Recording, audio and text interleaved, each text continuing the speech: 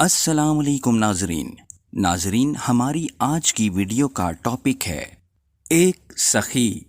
ایک مرتبہ مصر میں قحط پڑا۔ عبد الحمید بن سعد رحمۃ اللہ علیہ مصر کے حاکم تھے۔ کہنے لگے میں شیطان کو بتاؤں گا کہ میں اس کا دشمن ہوں، کیونکہ شیطان ایسے وقت میں بہت احتیاط سے خرچ کرنے کی ترغیب دیتا ہے۔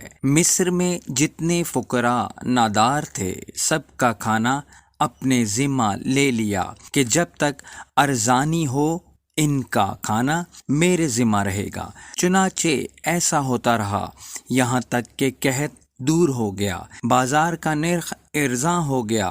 اس کے بعد یہ معزول کر دیے گئے۔ جب وہ مصر سے رخصت ہونے لگے تو جن تاجروں سے قحط کے زمانے میں قرض لے کر کھلاتے رہے ان کے 10 لاکھ درہم ان کے ذمہ قرض تھا۔ چونکہ وہاں سے رخصت ہو کر جا رہے تھے اس لیے اپنے اہل و عیال کے زیور وغیرہ مانگ کر ان تاجروں کے پاس رہن رکھ گئے۔ جو چیزیں رہن رکھی تھیں ان کی قیمت 50 کروڑ درہم تھی۔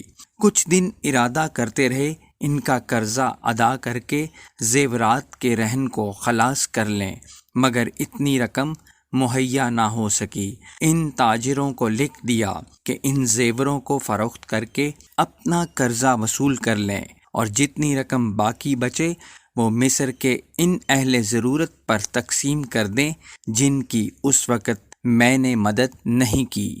ناظرین، امید کرتے ہیں کہ آپ کو ہماری آج کی ویڈیو پسند آئی ہوگی، تو اسے لائک کیجیے اور چینل کو سبسکرائب کر لیجیے۔ شکریہ۔